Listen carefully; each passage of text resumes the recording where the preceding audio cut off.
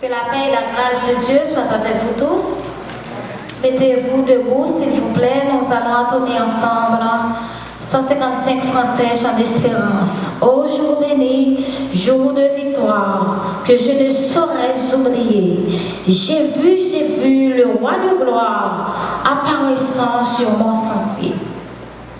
Ô Jourbenit, jour de victoire, que je ne saurais oublier. J'ai vu le roi de gloire apparaissant sur mon sentier. Sa beauté, sa gloire infinie de tous les côtés m'entouraient. Son regard qui porte sur ma pauvre âme s'abaissait. Son manteau couvre ma misère, ses bras me seraient sur son cœur. Il me portait dans sa lumière, loin du péché, de la douleur, de sa paix essuyant mes larmes. Il me parlait de son amour. Viens mon enfant, sois sans alarme, je te prends à moi sans retour. Et je suis dans cette retraite dont je ne sortirai jamais.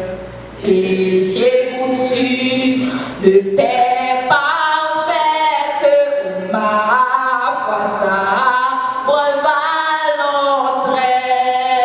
Non, tout ceci n'est point qu'un rêve, mais la grande réalité. C'est un jour nouveau qui s'élève, qui doit durer l'éternité. C'est un jour nouveau qui s'élève, qui doit durer l'éternité. C'est un jour nouveau qui s'élève, qui doit durer l'éternité. En avant donc, avec courage, avec espoir, avec bonheur, je me consacre sans partage à mon Dieu, mon roi, mon sauveur. Il dit à mon âme la vie de t'occuper plus que moi. Et je dirigerai ta vie et je m'occuperai d'eux. Et je dirigerai ta vie et je m'occuperai. Et je dirigerai ta vie et je m'occuperai de toi. Il a saisi ma main tremblante, je dis amen à ce combat. Il est ancien, mais bénissante, c'est en effet lui qui combat. Et les yeux fermés, je m'avance tranquille sur le droit chemin. J'entends un chant de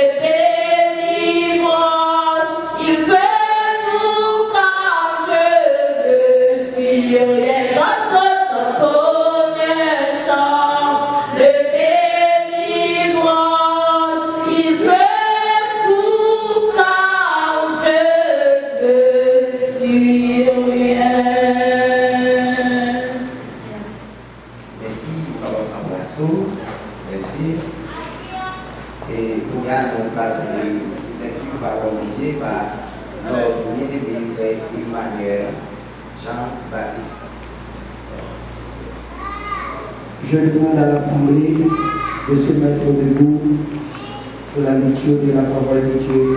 Nous trouvons la lecture de la parole de Dieu dans Ephésiens 5, le verset 22 jusqu'à 32.